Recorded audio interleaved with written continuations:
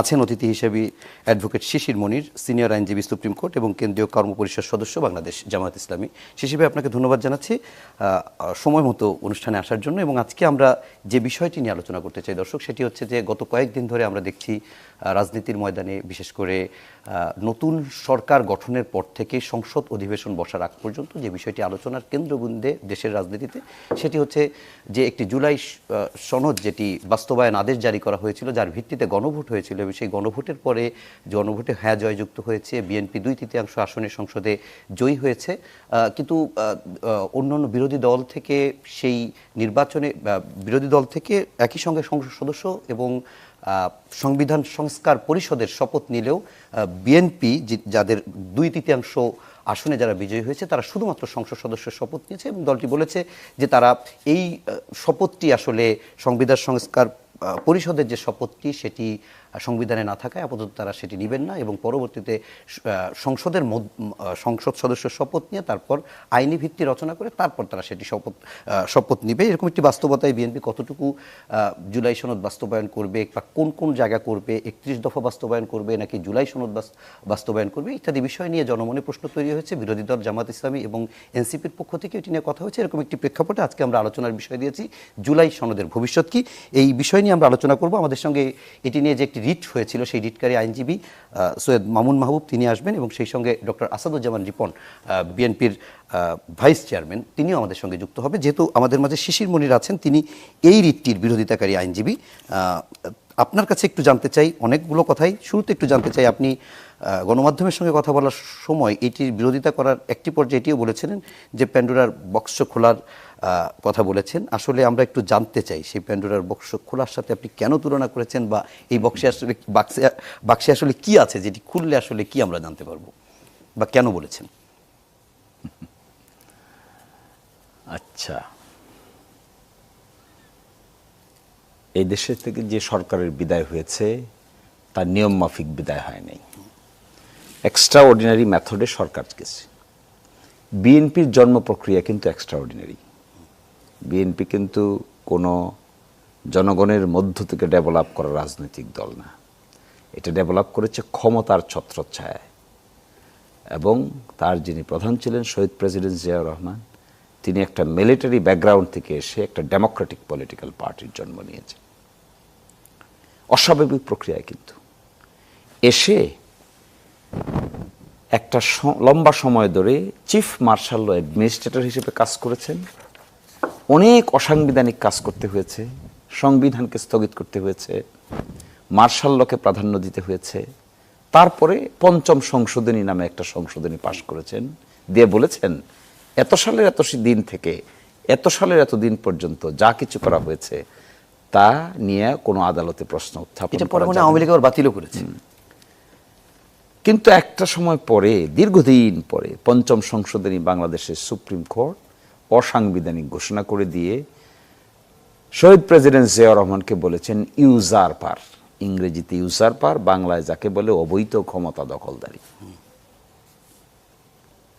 এইবার যে বিএনপি ক্ষমতায় আসলো, এটাও তো একটা অস্বাভাবিক প্রক্রিয়া আসলো।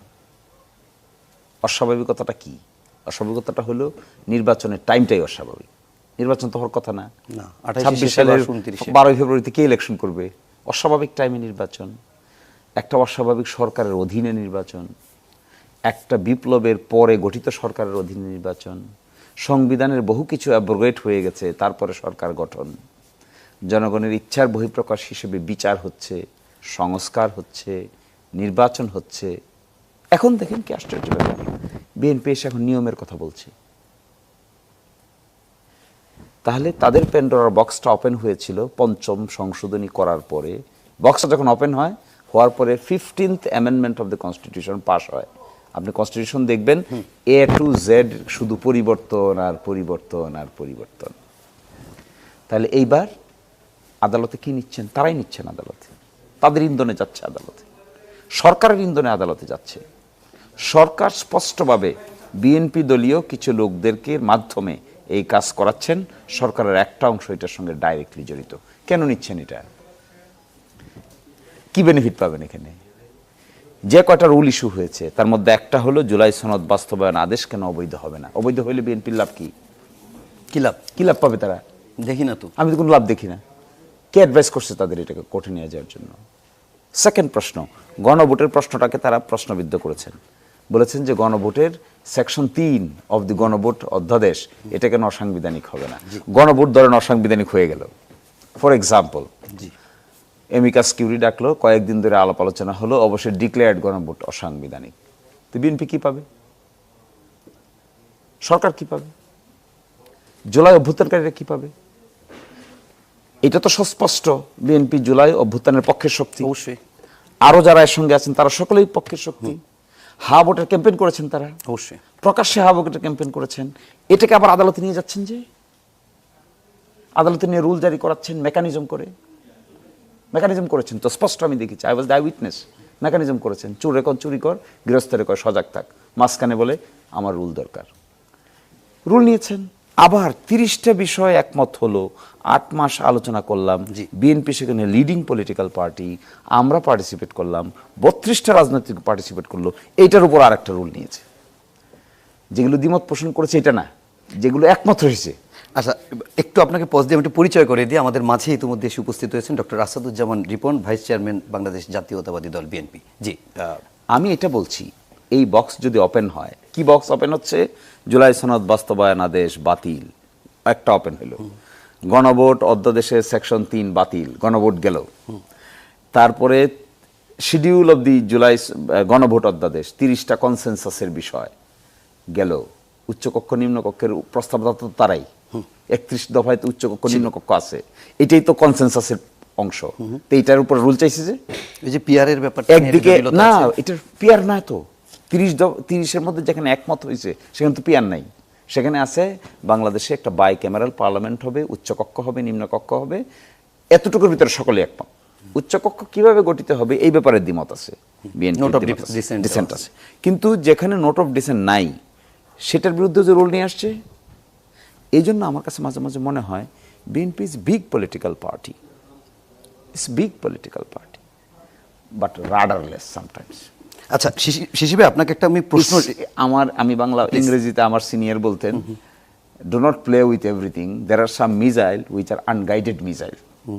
আমার ওই দিন আদালতে বিএনপির লোকদের কর্মকাণ্ড দেখে মনে হয়েছে they are acting as an unguided missile. তারা জানে না এটা কোথায় গিয়ে শেষ হবে। আচ্ছা, এরকম মিসাইল নিয়ে খেলা করছেন, মারছেনও, কিন্তু ডেস্টিনেশন জানেন। আচ্ছা, আপনাকে দুইটা প্রশ্ন আমি রেখে যাই, পরে আপনার কাছ থেকে একটু উত্তর নেব। সেটা হচ্ছে যে 30টি বিষয়ের ক্ষেত্রে একমত বিএনপি, মানে 30টি বিষয়ে যে রাজনৈতিক দলগুলো এক হয়েছে সেটিও গণভোটে লেখা আছে, কিন্তু গণভোটে এখানে বিএনপি এই বিষয়ে নোট অফ ডিসেন্ট দিয়েছে। অর্থাৎ উচ্চকক্ষে বিএনপি মনে করে যে নিম্নকক্ষের সংসদ সদস্যর হারে উচ্চকক্ষ হবে, যেখানেও জুলাই সনদ বাস্তবায়ন আদেশে কথা ছিল যে উচ্চকক্ষ গঠিত হবে নিম্নকক্ষের ভোটের আনুপাতিক হারে। শিশির ভাই, আমার প্রশ্নটা হচ্ছে, এই জায়গায় তো বিএনপির নোট অফ ডিসেন্ট দেওয়া আছে, কিন্তু গণভোটে খতে আবার বলা আছে যে মানে উচ্চকক্ষ গঠিত হবে নিম্নকক্ষের ভোটের আনুপাতিক হারে। তাহলে গণভোটে যেখানে এটা স্পষ্ট করা আছে, আবার গতে বলা আছে যে 30টি বিষয় একমত হয়েছে সেগুলো করতে বাধ্য। এরকম একটি সাংঘর্ষিক জায়গায় আসলে কি করণীয়? এবং আরেকটি বিষয়, আমি এটার পরে আপনাকে সেই প্রশ্নটাও করব, যে আপনি যে বললেন যে বিএনপির এটা করলে লাভ কি, এমনও তো হতে পারে আইনি কোনো জটিলতা যেন না থাকে, বিএনপি সে কারণে এটা করছে, সেই প্রশ্ন থাকতে পারে কিনা জানে বলে মনে হয় না। জানে বলে মনে হয় না। রিপন ভাই, আপনার কাছে অনেকগুলো প্রশ্ন, এই প্রশ্নগুলো শিশির মনিরের বক্তব্য থেকে এসছে। আমি ওনার কাছে জানতে চেয়েছিলাম যে আপনি বলেছেন যে প্যান্ডোরার বক্স খোলার কথা, সেটি আসলে কি? উনি বলেছেন যদি এভাবে যদি সংবিধানের বিষয়গুলো ধরা হয়, তাহলে বিএনপি কোনো একেবারে গতানুগতিক রাজনৈতিক দল থেকে আসেনি, বরং ক্ষমতা থেকে রাজনৈতিক দল গঠন হয়েছে, এবং জিয়াউর রহমানের যে শাসনামল ছিল সেটাকে বৈধতা দেওয়ার জন্য, আপনার লেজিটিমেসি যে ক্রাইসিস সেটা দূর করার জন্য হানা ভোটের মাধ্যমে, গণভোটের মধ্যে দিয়ে বিএনপি আসছে, পঞ্চম সংশোধনের কথা বলেছে। আসলে আপনি তার এই বক্তব্যকে কীভাবে মূল্যায়ন করবেন? তারপরে আমি আপনার প্রশ্ন জানতে চাই যে আমাদের আজকের বিষয় যেটি, যে জুলাই সনদের ভবিষ্যৎ কি, 31 দফা এবং জুলাই সনদ যদি সাংঘর্ষিক হয় সেক্ষেত্রে বিএনপি কী করবে? ধন্যবাদ আপনাকে। আমি আসলে জনাব শিশির মনিরের পুরো বক্তব্যটা আমি শুনিনি। আমি আপনার উত্থাপিত বিষয় থেকে আমি বুঝতে পারলাম যে উনি এই বিষয়ে কথা বলেছেন। নাম্বার ওয়ান, আমি আমার দুটো বিষয় অজ্ঞতা আছে। একটা হচ্ছে যে আমি যখন এই জুলাই সনদের বিষয়বস্তু, কন্টেন্টস, এগুলো নিয়ে যে আলোচনা হচ্ছিল, সে আলোচনার মধ্যে আমি কোনো অংশীজন ছিলাম না ব্যক্তিগতভাবে। অতএব খুব থরলি এটা মানে ইয়ে করা, পর্যবেক্ষণ করা, এটার প্রোজ অ্যান্ড কনস বোঝার জানার সুযোগ আমার অলমোস্ট ছিল না। আপনার মতোই পত্রপত্রিকা পড়ে শুনে এইভাবেই মতামত জেনে যতটুকু বোঝার চেষ্টা করেছি। সেই জায়গা থেকে যদি দ্বিতীয়ত প্রশ্নটা হয় না, যে অবৈধ হলে লাভ কি জুলাই সনদ? দ্বিতীয়ত হচ্ছে আমি তার মতো মানে আইন পেশার লোক নই। জি। আমি যা বলবো সেটা নেহায়ত আমার মানে কমন সেন্সের মধ্যে দিয়ে। আমি অনেক আইনের মুরব্বীজনদের কাছে শুনেছি law is nothing but a common sense, শুনেছি তাদের কাছে, আমি জানি না, যদিও আমি আইন পড়েছি, কিন্তু মানে কখনো আমি আইন not a practising lawyer, practice করা হয়নি, হোয়াট এভার। তো যেটা বলতে চাই সেটা হচ্ছে যে বিষয়টা যদি মানে আপনার এবং মানে ওনার বরাদ্দে আপনি যেভাবে উত্থাপন করেছেন তাতে মনে হলো, বা আমি শেষ মুহূর্তে যখন ওনার আলোচনায় যখন এখানে অংশ নিলাম তাতে করে মনে হলো যে এখানে বিষয়টা যে আদালতে গড়িয়েছে, এই আদালতের গড়ানোর প্রক্রিয়ার মধ্যে বিএনপির একটা অংশগ্রহণ বা বিএনপির একটা ভূমিকা ছিল, এটাই বুঝাতে চেয়েছেন। জি। আচ্ছা, তো বিএনপি এটা হ্যাঁ এখন মানে আদালতে যেহেতু বিষয়টা উত্থাপিত হয়েছে, তো স্বাভাবিকভাবেই এখানে মানে সরকারের একজন, এখন কি অ্যাটর্নি জেনারেল মানে ফুল ফ্লেজেড নিয়োগ হয়েছে নাকি? না, ফুল প্লেজেড মানে হয়নি, but কেউ- আগের জন্যই ভারপ্রাপ্ত আছে। মানে তিনি তো ওখানে ছিলেন বোধহয়। জি, তিনি ছিলেন। হ্যাঁ, আচ্ছা।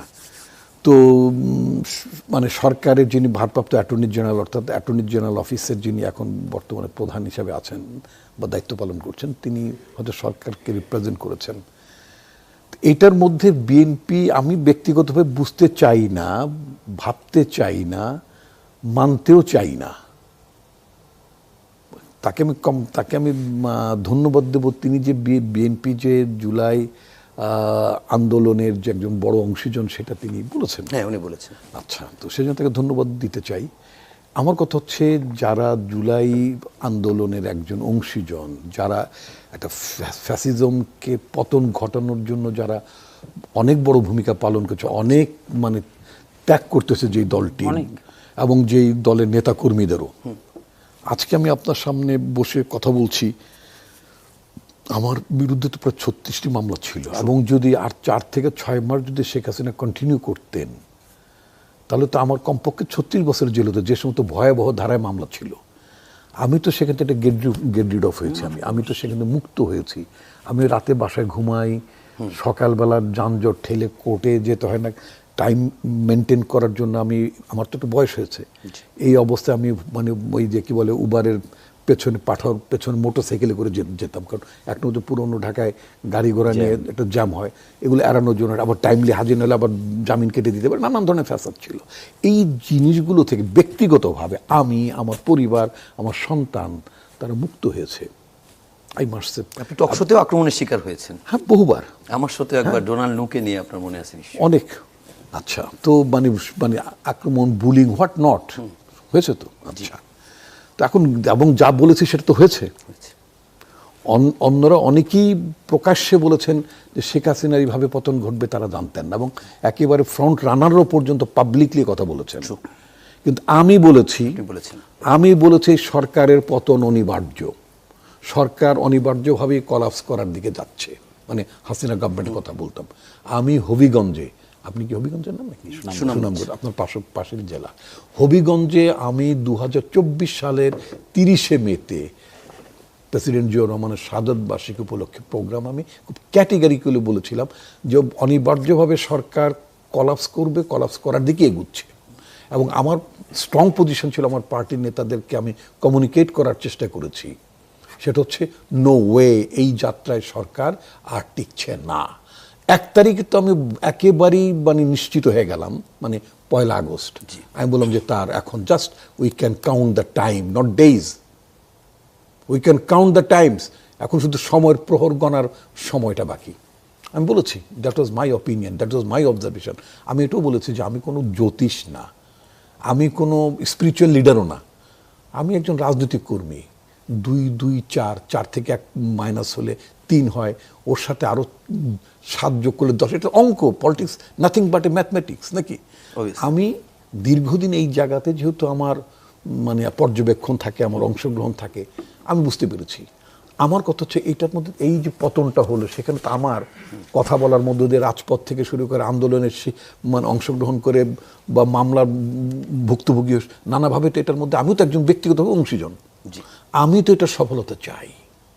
আমি তো চাই যে পুরনো ধ্যান ধারণার পচা রাজনীতি, গন্ধযুক্ত রাজনীতিটা যাতে ফেরত না আসে। আমরা একটা ভালো নির্বাচন হবে, জনগণ ভোট দিতে পারবে, জনগণের সরকার হবে, এবং সেই সরকারকে প্রশ্ন করা যাবে, সরকার প্রশ্নের উত্তর দিতে পারবে, একটা ডেমোক্রেটিক পলিটি থাকবে, একটা ট্রান্সপারেন্সি থাকবে সরকার পরিচালনার মধ্য দিয়ে, তাই না? তো এই জিনিসগুলো তো থাকবে। আইন প্রক্রিয়ায় মানুষের এখন বর্তমান ব্যবস্থায় মানুষের অংশগ্রহণ নাই। আমি বহুবার টকশোতে, আপনার টকশোতে বলেছেন যে আমি খুব ভীষণভাবে চিন্তা করি ভোটাররাও কিভাবে আইন প্রক্রিয়া অংশ নিতে পারে, মানে আইন প্রণয়নের ক্ষেত্রে নিজেরা করবেন না, বা তাদের প্রস্তাবটা যেতে পারে। পৃথিবীর বহু গণতান্ত্রিক দেশে এই ধরনের প্রস্তাব হয়, যায়, তারা পিটিশন করে, পিটিশনের মধ্য দিয়ে যেতে পারে। এখন কথা হচ্ছে আমি মানতে চাই না যে মানে মানে মানে অ্যাজ পার হিজ কমপ্লেইন অথবা তার অবজারভেশন যে বিএনপিটা করতে চাচ্ছে। রিপন ভাই, আপনার বক্তব্য কিন্তু অনেকটাই স্পষ্ট এবং অনেক ইতিবাচকই বলা যায় জুলাই সনদ। আমি যতটুকু আপনার কথা শুনলাম, কিন্তু তারপরে একটা প্রশ্ন আপনার কাছে রেখে যাই, যে প্রশ্নটি শিশির মনিরও রেখেছে, সেটি হচ্ছে এই সংবিধান সংস্কার পরিষদ যদি অবৈধ হয়, আমি বলতে চাচ্ছি বিএনপির এই যে আদালতে যাওয়ার পেছনে আমি বুঝতে চাই, মানতে চাই, বিশ্বাস করতে চাই, কারণ আমি আমাদের কাছে রিটকারী আইনজীবী ইতিমধ্যে আমাদের বিএনপির অংশগ্রহণ আমাদের মাঝে চলে এসেছে। আমরা বিরতির পর তাকেও সংযুক্ত করব এবং তারপর আমরা আসলে কেন এটি রিট হয়েছে, এটির আসলে লাভ ক্ষতি কি সেটি জানার চেষ্টা করব। দর্শক, ইস্পাহানী মির্জাপুর চা মুক্ত বাকে এ পর্যায়ে নিচ্ছি ছোট্ট একটি বিরতি, সঙ্গেই থাকুন, ফিরছি একটু পরেই।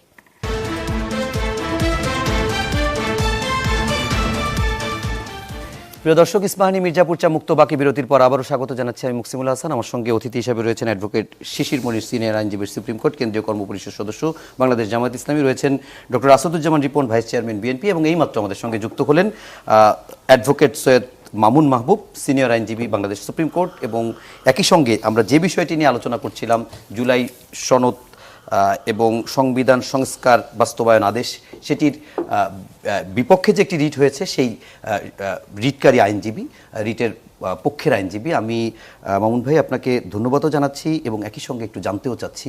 আমরা বেশ আলোচনা করছিলাম, বিশেষ করে একটি আলোচনার উত্তর আমরা পাচ্ছিলাম না, যে এটি যদি অবৈধ হয় তাহলে আসলে বিএনপির বা কার লাভ, এবং এই রিটটি করার পেছনের কারণ বা রিটের পক্ষে আপনি আইনজীবী হিসেবে আপনি কেন এটি করেছেন, এবং এটি যদি কোনো কারণে অবৈধ হয় তাহলে বর্তমান সরকারের ক্ষেত্রেও লেজিটিমেসি ক্রাইসিস তৈরি হতে পারে কিনা। জি, ধন্যবাদ আপনার এই জনপ্রিয় অনুষ্ঠানে আমাকে যুক্ত করার জন্য। আমার সঙ্গে দুজন সম্মানিত সহ আলোচক আছেন, তাদের ধন্যবাদ, এবং আপনার অগণিত বাংলা ভাষাভাষী দর্শকদেরকে শুভেচ্ছা। আমি শুরুতেই ক্ষমা চেয়ে নিচ্ছি আমার যানজটের কারণে একটু দেরি হওয়ার জন্য। আপনি যে প্রশ্নগুলো করেছেন আমি আসলে এইভাবে উত্তরগুলো দিতে চাই, আপনার মতো করে দেন। কারণ আমাদের একটা প্রবলেম হয়েছে, সবারই কার লাভ কার ক্ষতি সেটি বিষয় না। জুলাই সংস্কার অধ্যাদেশ আদেশ 2025 বা গণভোট, সেটা বিগত সরকার অর্ডিন্যান্স করেছে, এবং এখানে আমি একা আইনজীবী ছিলাম না, এই দুজন আমাদের ব্যারিস্টার জ্যোতির্ময় বড়ুয়া তো ছিলেন, আমাদের টিম লিডার ছিলেন মিস্টার এহসানুল করিম, এবং যিনি সমস্ত ক্রাইসিস সময় 2007-এর জরুরি আইনের সময় উনি তখন ব্যারিস্টার রফিকুল হক সাহেবের অ্যাসোসিয়েট ছিলেন, এবং তখনকার দুই নেত্রী প্রয়াত বেগম খালেদা জিয়া এবং তখন বিরোধী দলের নেত্রী শেখ হাসিনা, দুইজনেরই উনি আইনজীবী ছিলেন। তো প্রথমে আমাদের একটা বিষয় ক্লিয়ার করা দরকার, যে এটা আমি আর প্রসঙ্গ টানছি না, কারণ আমি ফেসবুকও চালাই না, মানসিক যন্ত্রণা থেকে মুক্ত। তো ফেসবুকে যে দেখছি আমি, আমার মেয়ে বা আমার পরিবার থেকে যে বলছে এই করবে ওই করবে, মানে যে যার মতো করে বলছে, তো সেটা বলুক, সেটাতে আমরা অভ্যস্ত। কিন্তু প্রশ্নটা হলো যে এইটা সংবিধান অনুযায়ী বৈধ হয়েছে কি হয়েছে না, এটা হাইকোর্ট বিভাগে কেউ দরখাস্ত, দুইজন আইনজীবী দরখাস্ত করেছে, এটা শুনানির একদম, এবং শুনানিতে আমরা শুধু হিয়ারিং করিনি, রাষ্ট্রের অ্যাটর্নি জেনারেল ওনার তো সাংবিধানিক সুযোগই রয়েছে যে কোনো কোর্টে হিয়ারিং করা, এবং আমাদের সংবিধানের 102-এর একটা সাব আর্টিকেলে আছে, যদি অ্যাডিন্টারিম অর্ডার কেউ না চায় পিটিশনার অন্তর্বর্তীকালীন, ধরেন এখানে আইনের কার্যকরিতা এসছে বা অন্য কিছু, তাহলে অন্য আইনজীবীদের, অন্য পক্ষের আইনজীবীদের কোনো বলার সুযোগই নেই। কিন্তু আমাদের হাইকোর্টের রিট বেঞ্চ বিষয়টা গুরুত্ব অনুধাবন করে শুধু লার্নেড অ্যাটর্নি জেনারেল বা অ্যাডিশনাল অ্যাটর্নি জেনারেলকে শোনেননি, আমরা আপত্তি সত্ত্বেও ওনারা বলেছেন এটি পাবলিক ইম্পর্টেন্স। আমার বন্ধু এখানে উপস্থিত আছেন জনাব শিশির মনির, আরও একজন সিনিয়র আইনজীবী মোহাম্মদ হোসেন লিপু সাহেব, এবং আরও একজন আরেকজন আইনজীবী ব্যারিস্টার সাইদ ইমরান হোসেন, ব্যারিস্টার ইমরান হোসেন, ভালো আইনজীবী। ওনারাও হিয়ারিং করেছে এবং হিয়ারিং এর পরে 2 তারিখে হিয়ারিং হলো, গতকাল রুল জারি হলো। এবং এটা একেবারেই প্রাথমিক স্টেজে শুনানি, রুল জারি হয়েছে যে এটা বৈধ কি অবৈধ। এবং আমরাই বলেছি পিটিশনারদের পক্ষ থেকে, আপনি নিশ্চয়ই এই শব্দের সঙ্গে, কারণ আপনি একজন বিদগ্ধ সাংবাদিক, আমরা বলেছি যে আপনারা হিয়ারিং এর সময় কোর্টের একটা টার্ম আছে অ্যামিকাস কিউরি, অর্থাৎ গুরুত্বপূর্ণ সাংবিধানিক বিষয় হলে পক্ষের বিপক্ষের আইনজীবী ছাড়াও যারা সংবিধান বিশেষজ্ঞ সিনিয়র আইনজীবী এই সেক্টরে, আমরা বলেছি তাদেরকেও অ্যামিকাস কিউরি নিয়োগ করেন, যাতে এটা একটা ওয়ান্স ফর অল সেটেল হয়।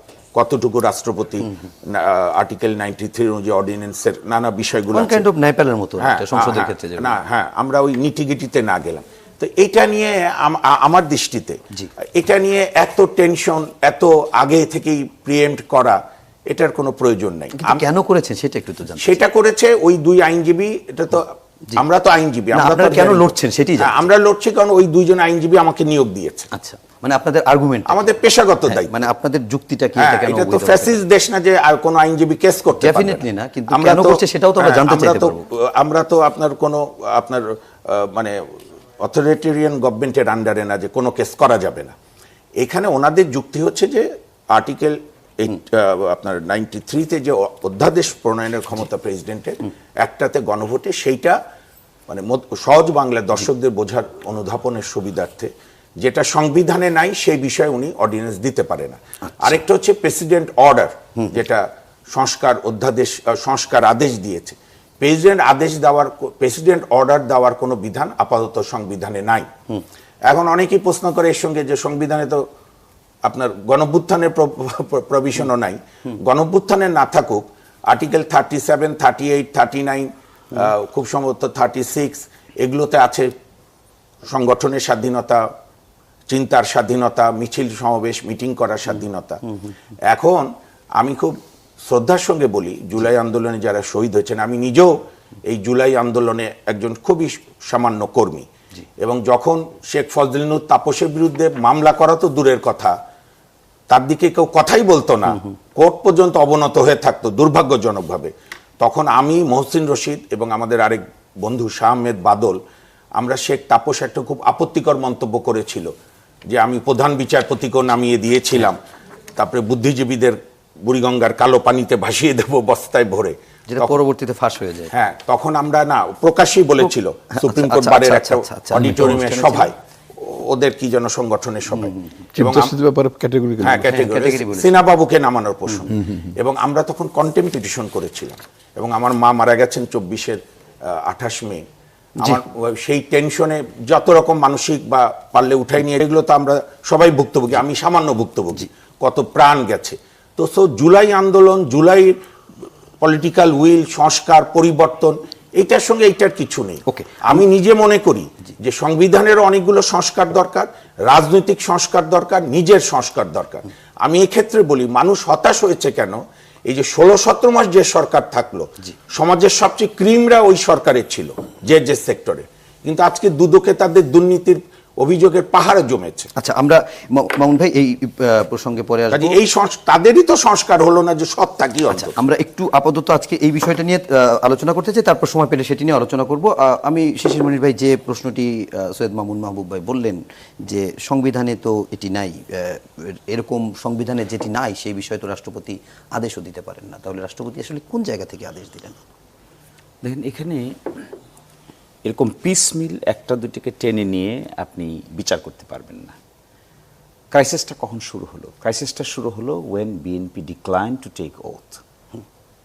ইলেকশন পর্যন্ত তো ওকে 2/3 মেজরিটি পেয়েছে, ওকে, দেয়ার ওয়াজ নো কোয়েশ্চেন। প্রশ্ন আসলো ওথ নেওয়ার, শপথ নেওয়ার। চিঠি পেলেন, চিঠিতে 2টা ওথ নেওয়ার জন্য ইনভাইট করা হলো। জুলাই আদেশেও আছে, জুলাই আদেশেও আছে যে আপনারা 2টা সভার সদস্য হবেন, সংবিধান সংস্কার সভার সদস্য হবেন, আপনারা ওথ নেবেন, 180 দিনের ভিতরে এই জিনিসগুলো আলোচনা করে সংস্কার পরিষদ বোধহয় না, সংবিধান সংস্কার পরিষদের সদস্য হবেন, 180 দিনের ভিতরে এগুলো শেষ করবেন, একই দিনে শপথ নেবেন। যেদিন সেটা নিচ্ছেন এদিন এটাও নেবেন, ওই ব্যক্তি শপথ দিবে যে ব্যক্তি ওখানে দিবে, এই ব্যক্তি এখানে দিবে। এটাই হলো সেকশন 8-এর বিধান। ওনারা এক অংশ নিলেন, আর এক অংশ নিলেন না। ক্রাইসিস তৈরি করলো কে?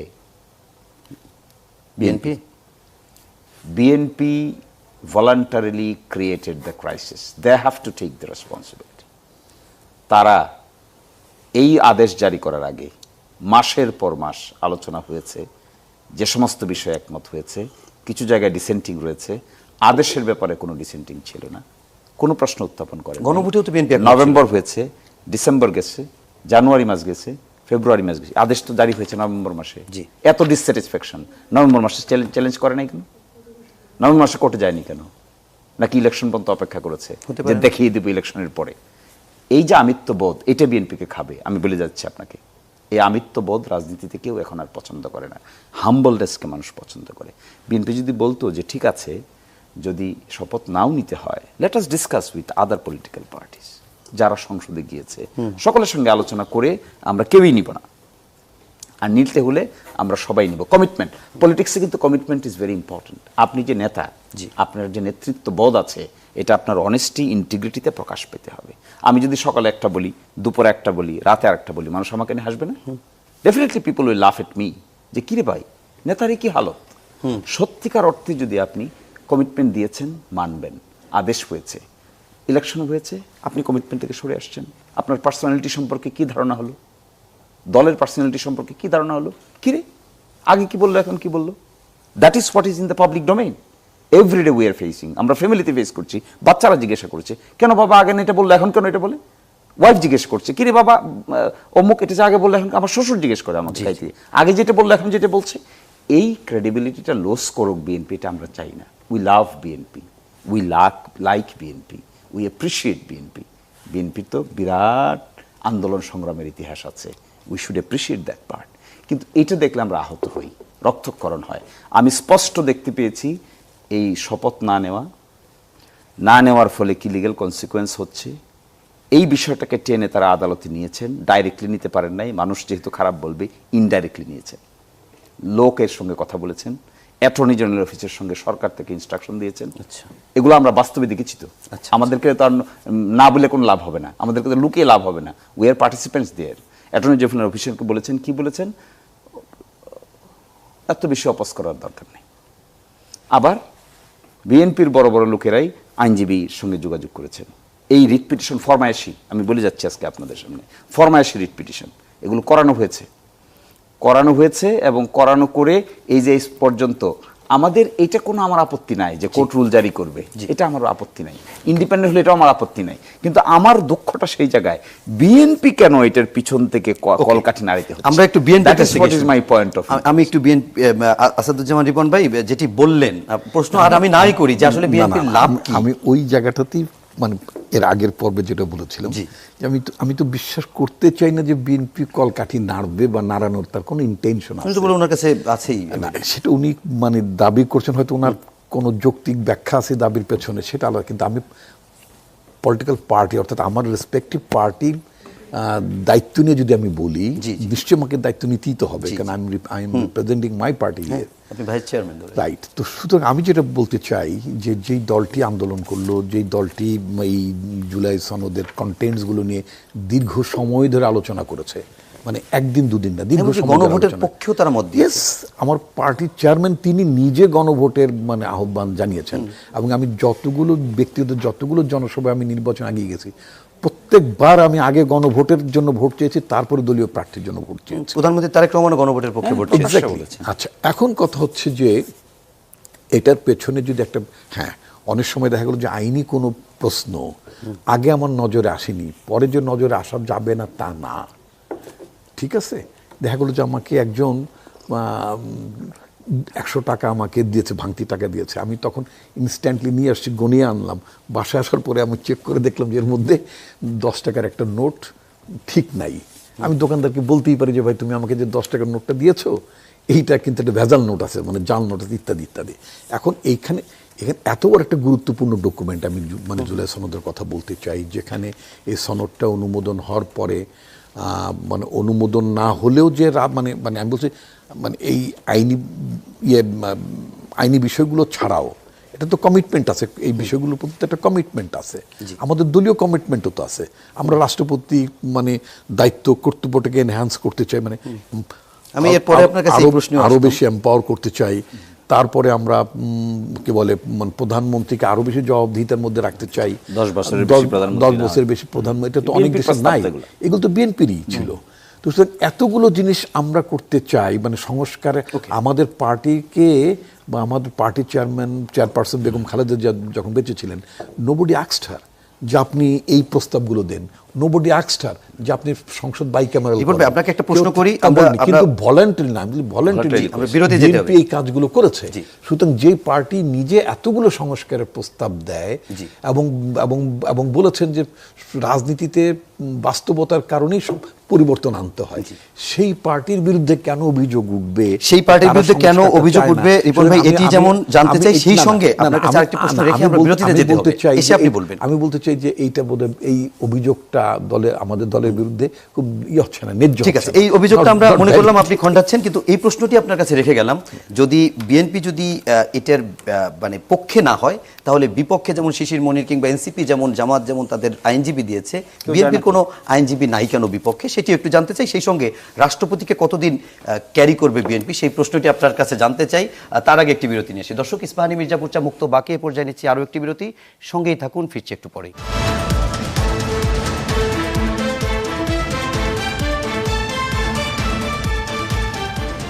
প্রিয় দর্শক, বিরতির পর আবারও স্বাগত জানাচ্ছি ইস্পাহানী মির্জাপুর চা মুক্ত বাকি। আমি মুকসিমুল হাসান, আমার সঙ্গে রয়েছেন অ্যাডভোকেট শিশির মনির, রয়েছেন আসাদুজ্জামান রিপন এবং রয়েছেন সৈয়দ মাহবুব মামুন। আপনার কাছে মাহবুব মামুন, যে বিষয়টি জানতে চাই সেটি হচ্ছে, শিশির মনির তার বক্তব্যের শেষের দিকে একটি কথা বলেছেন যেটি ফরমাইশি রিট পজিশন, এটি তার মন্তব্য, এবং এই সঙ্গে আমার একটি প্রশ্ন, একজন আপনি আইনজীবী হিসাবে জানতে চাই, যদি এটা অনেক কিছু সংবিধানে না থাকে, সে কারণে যদি এটা বৈধ হয়, তাহলে এই নির্বাচন সংবিধানের কোন ধারা অনুচ্ছেদ হইল, বিএনপি কোন ধারায় সরকার গঠন করলো? না দেখেন, শিশির মনির আমাদের বন্ধু মানুষ, ভালো আইনজীবী। ফরমাইশি শব্দটা বাংলাদেশে প্রথম আমরাই মানে আমি এবং তখন আমরা আন্দোলন করতাম 2001 থেকে 6 স্বাধীন বিচার বিভাগের জন্য। ব্যারিস্টার রুকনুদ্দিন মাহমুদ প্রথম এনেছিল ফরমাইশি রায়, যেটা পরে বেগম জিয়ার বিরুদ্ধে যখন রায় হলো আমরা প্রকাশ্যে বলেছি এটা ফরমাইশি রায়। তো এটা দুঃখজনক আমাদের বিচার বিভাগ গণতন্ত্রের জন্য। এখন মামলাও ফরমাইশি কিনা শিশির সাহেব বলতে পারে, তবে আমি যেটুকু জানি 2 আইনজীবী এবং এটা মামলা করেছে, এবং এটার জন্য এক্সামিনেশন করা এটা কোনো ভুল না, এক্সামিন হতেই পারে। এখন আমিও বিএনপি করি না, শিশির মনিরও বিএনপি করে না, অন্য দল করে। কারণ বিএনপির ভালো মন্দ এইখানে সবচেয়ে ভালো বলতে পারবে বিএনপির ভাইস চেয়ারম্যান আসাদুজ্জামান রিপন সাহেব, যিনি ছাত্র দলের প্রেসিডেন্ট ছিলেন, ডাকসু ইলেকশন করেছেন এবং একজন মানে ওর খাওয়ার নেতা। আমি আর শিশির সাহেব বিএনপি নিয়ে টেনশন করে লাভ নেই, আমরা বরং টেনশন করি বাংলাদেশ। জি জি, আমরা সেটাই। আমাদের বাংলাদেশে দেখেন, ডেং জিয়াওপিং এর একটা বিখ্যাত উক্তি আছে যে বিড়ালটা ইঁদুর মারে কিনা দেখার বিষয়, বিড়ালটা সাদা না কালো সেটা দেখার বিষয় না। এবং ওনার আরো একটা উদ্ধৃতি আছে যে জানালার দরজা খুলে দাও, ধুলোবালি হয়তো ঢুকবে কিন্তু তার সঙ্গে মানে ফ্রি বাতাসও ঢুকবে, যেটা ধুলোবালির ভাইরাস থেকে বাঁচাবে। এখন আমাদের দরকার জেদাজিদি করে জুলাই সংস্কার আদেশ, যেটা সংবিধানে প্রেসিডেন্ট অর্ডার দিতে পারে না, সেইটার উপরে গোঁ ধরে বসে থাকা, নাকি সংসদে বিরোধী দল এবং সরকারি দল এবং সংসদীয় গণতন্ত্রে আমাদের এখানে একটা চর্চা নাই, এটা এবার আশা রাখি হওয়া উচিত। এটা একটা প্রবাদই আছে যে পার্লামেন্ট বিলংস টু অপোজিশন, যাতে অপোজিশন বেশি কথা বলতে পারে, কারণ সরকার তো কর্মকাণ্ডে আছে। তা আমি মনে করি যে বিষয়গুলো বিএনপিরা নিজেরা দাবি তুলেছেন, বেগম জিয়া জীবিত থাকতে আমার মনে হয় 17 সালে প্রথম বোধহয় একটা দিলেন 22 দফা নাকি, পরে এটাকে 31, পরে সব দল মিলে জামাত ইসলামও বিভিন্ন সংস্কার দিয়েছে, অন্য পার্টিগুলো যারা আছে সংসদের বাইরে। এবং এটা এখন এই প্রথম সেশনই তো কিছু মৌলিক বিষয় আমার মতে, আমি একজন নাগরিক হিসেবে, apart from a lawyer of the constitutional court, সবচেয়ে বড় যে কয়েকটা গুরুত্বপূর্ণ জিনিস দরকার গণতন্ত্রকে সুদৃঢ় করতে গেলে, একটা হচ্ছে আপনার অনুচ্ছেদ 70-এ এমপিদের দাসত্ব ভেঙে দেওয়া, অর্থাৎ শুধু আপনার ধরেন ওই নো কনফিডেন্স মোশন, সরকারের পতন ছাড়া, এবং বাজেট পাস করা, না আমি বলছি বাজেট পাস করা ছাড়া, বাজেট ছাড়া আইন প্রণয়ন যেটা মেইন কাজ, সেটাই যেন স্বাধীনভাবে সবাই তার স্বাধীন মেধা মনন ব্যবহার করতে পারে, পার্টি হুইপিং নয়। নাম্বার 2, আমি এটা বহুদিন ধরে বলছি এবং অপ্রিয়, আওয়ামী লীগ আমলে তো অপ্রিয় ছিলাম, আমি জানি না এই আমলে অপ্রিয় হব কিনা, হতে হবে, আমি স্বাধীন মানুষ। সেটা হচ্ছে কোনো উন্নয়নমূলক কাজে এমপির কোনো সংশ্লিষ্টতার দরকার নেই। এই যে কাবি খা, ছাবি খা, গরু খা, ঘাস খা, তারপরে স্কুল, কলেজ, বিশ্ববিদ্যালয়, ম্যানেজিং কমিটি, গভর্নিং বডি, আপনার কি নাম, ওই যে পাহারাদার থেকে শিক্ষক পর্যন্ত নিয়োগ, এগুলো দরকার নেই। এমপি সাহেবদেরকে আপনি আরো সম্মানের সঙ্গে আইন প্রণয়ন করা, সরকারের যৌক্তিক সমালোচনা বা অন্যায্যই করুক, সংসদকে সত্যিকার অর্থে প্রাণবন্ত করা, সংসদীয় কমিটিকে কাজের মধ্যে করা। আরেকটা আমি আজকে বলে যাই আপনার এই চমৎকার অনুষ্ঠানে, সংস্কার বলেন, গণতন্ত্র বলেন, স্বাধীনতা বলেন, মানুষের অধিকার বলেন, কোনোটাই টিকবে না আপনি যদি বিচার বিভাগকে আবারও আজ্ঞাবহ করার চেষ্টা চালান। ওকে মামুন ভাই, আপনার কাছে ছোট্ট করে যে হ্যাঁ না দিয়ে উত্তর দিলে ভালো হবে, যেহেতু সময় নেই। হ্যাঁ না তো মুশকিল। যদি কোনো কারণে এই জুলাই সনদ বাস্তবায়ন আদেশ এটি যদি অবৈধ হয়, তাহলে কি বিএনপির ক্ষমতা গ্রহণ অবৈধ হতে পারে? না না, তার সঙ্গে কি? ওকে, ঠিক আছে। আমি একটু রিমন ভাই আপনার কাছে জানতে চাই, প্রশ্ন করেছিলামও যে এই রাষ্ট্রপতিকে কি বিএনপি ক্যারি করবে? দেখুন, এই রাষ্ট্রপতি তো আমাদের রাষ্ট্রপতি না, মানে অর্থাৎ রাষ্ট্রপতি নিয়ে বাংলাদেশের রাষ্ট্রপতি মানে সংবিধান ভাবে ঠিক আছে, কিন্তু এই রাষ্ট্রপতি আমি যেটা মনে করি, এই রাষ্ট্রপতি নির্বাচিত হয়েছেন এমন নির্বাচনের মধ্য দিয়ে যেই নির্বাচন বাংলাদেশের জনগণ ভোট দেয়নি। সোজা কথা, একটা ফেক গভর্নমেন্ট ছিল, একটা ফেক পার্লামেন্ট ছিল, একটা ফেক অপোজিশন ছিল, একটা ফেক মানে leader of the house, leader of the opposition, everything was fake, সবকটাই তো ফেক। একটা ফেক জিনিসের মধ্যে এখানে আপনি আমাকে দিয়েছেন আসলে চা, আপনি বলতে চাচ্ছেন আপনাকে আমি কফি দিয়েছি, আমি কি এটা মানবো? আমি তো স্বাদ গ্রহণ করলে বুঝতে পারছি it's not a coffee, it's a tea. আচ্ছা ফাইন। এখন কথা হচ্ছে যে এই রাষ্ট্রপতি, সংবিধান তো আমরা বলি ঠিক আছে, এই বর্তমান যিনি রাষ্ট্রপতি হিসেবে আছেন ভদ্রলোকের তো আর কোনো নিজের তো আর মানে রাষ্ট্রপতি হওয়ার তার সুযোগ ছিল না, তাকে বানিয়েছে। যারা বানিয়েছে তাদের একটা বসংবদ লোক লাগে। এই ভদ্রলোককে শেখ হাসিনা গভর্নমেন্ট দুদকে অ্যাপয়েন্টমেন্ট দিয়েছিল, দুদকের কমিশনার। যখন তৎকালীন হাসিনা গভর্নমেন্টের বিরুদ্ধে পদ্মা ব্রিজ নির্মাণের ক্ষেত্রে ওয়ার্ল্ড ব্যাংকের দুর্নীতির একটা অভিযোগ ছিল, ওয়ার্ল্ড ব্যাংক দুর্নীতির অভিযোগ এনেছিল, সেটা তদন্ত করতে আসবে, তখন সরকার বলল যে মানে তারা বললো যে সরকারও যাতে তদন্তে সহযোগিতা করে। At that time current president যিনি, উনি দুদকে কমিশন থাকা অবস্থায় he serve the purpose of the Hasina. সোজা কথা, হাসিনার দুর্নীতিকে ডিফেন্ড করার জন্য, যে উনি দুর্নীতি করে নাই, পদ্মা ব্রিজে কোনো ঝামেলা হয় নাই, তখন একটা কথা বারবার বলতো যে এটা তো নিজেদের টাকা অর্থায়ন হচ্ছে। আরে নিজেদের টাকা অর্থায়ন এখন টাকা দিই কেন? কারে টাকা দিই?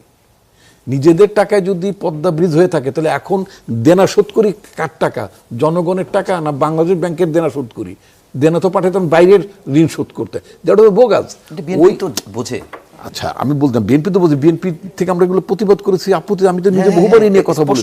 আচ্ছা, এখন কথা হচ্ছে যে ওই যে দুদকে ওয়ার্ল্ড ব্যাংকের বিরুদ্ধে দুদকে থেকে তিনি ওয়ার্ল্ড ব্যাংকের রিপ্রেজেন্টেশনের সময় যেভাবে হাসিনা গভর্নমেন্টকে ডিফেন্ড করেছেন, তার একটা প্রাইজ দেওয়া দরকার ছিল, পুরস্কার দেওয়া দরকার ছিল। এই ভদ্রলোক ছিলেন এস আলম, যে 7টা-8টা ব্যাংক যে লুট হয়ে গেল, সে 7টা-8টা লুট হওয়া ব্যাংকের মধ্যে ইসলামী ব্যাংক একটা মানে শরিয়া ভিত্তিক প্রথম বাংলাদেশ ইসলামী ব্যাংক, যে ব্যাংক সবচেয়ে লাভজনক ছিল, একটা মানে মানুষের একটা মানে আইডিয়ালি সিম্বলিক একটা ব্যাংক ছিল। সেই ব্যাংকটারে 12টা বাজায় দিল, ফোকলা করে দিল। অ্যান্ড দিস প্রেসিডেন্ট, উনি ওই ব্যাংকের ভাইস চেয়ারম্যান ছিলেন। ওই ব্যাংকের ভাইস চেয়ারম্যান মানে লুটেরা প্রতিষ্ঠানের নিয়ন্ত্রণাধীন একটা ব্যাংকের ভাইস চেয়ারম্যান থেকে মানে এমন কোনো ক্রেডেনশিয়াল, এটা একটা বাজে ব্যাপার। তাকে এনে রাষ্ট্রপতি বানানো হলো। ফাইন, রাষ্ট্রপতি কারা বানালো? যারা ভোটে পাশ করে নাই। কারা বানাইলো? যারা জনগণ যাদেরকে ভোট দেয় নাই। শেষ করবো। আচ্ছা, এখন কথা হচ্ছে কি যে ওনার তো এই রাষ্ট্রপতির নির্বাচনের প্রক্রিয়াটি তো আপনার প্রশ্নবিদ্ধ, নৈতিকতার ক্ষেত্রে প্রশ্নবিদ্ধ, তাই না?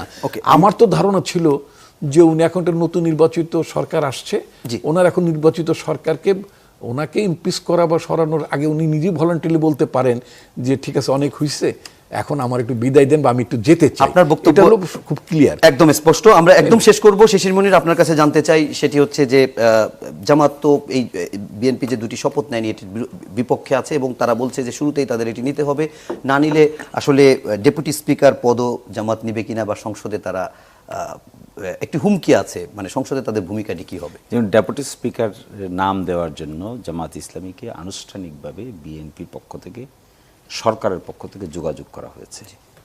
আমরা সেখানে জানার চেষ্টা করেছি যে এই যে ডেপুটি স্পিকার এখন দেয়া হবে কোন স্কিমের অধীনে।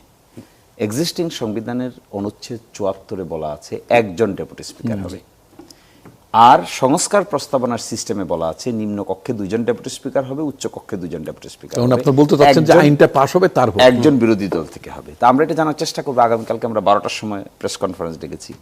আমরা we will ask the government, internally ask করেছি যে আপনারা আমাদেরকে যে ডেপুটি স্পিকারের পদটা দিতে চান, is it under article 74 of the constitution, যেখানে একজন স্পিকার আরেকজন ডেপুটি স্পিকার থাকবে? এটা সংস্কার প্রস্তাবের স্কিম হিসেবে নয়, তাহলে কি হিসেবে দিতে চান? জি, that we will ask the question, relevant question. ওনাদের উত্তরটা কি হবে এর উপর নির্ভর করে উই উইল ডিসাইড। আমরা এখনো ডিসাইড করি নাই কাকে আমরা ডেপুটি স্পিকার হিসেবে অ্যাপয়েন্ট। ওকে, অনেক ধন্যবাদ অ্যাডভোকেট শিশির মনির, অ্যাডভোকেট সৈয়দ মামুন মাহবুব এবং ডক্টর আসাদুজ্জামান রিপন, এবং দর্শক আপনাদেরকেও ধন্যবাদ জানাচ্ছি কষ্ট করে রাত জেগে এতক্ষণ ধরে অনুষ্ঠান দেখার জন্য। সবাই ভালো থাকবেন, সুস্থ থাকবেন, শুভরাত্রি।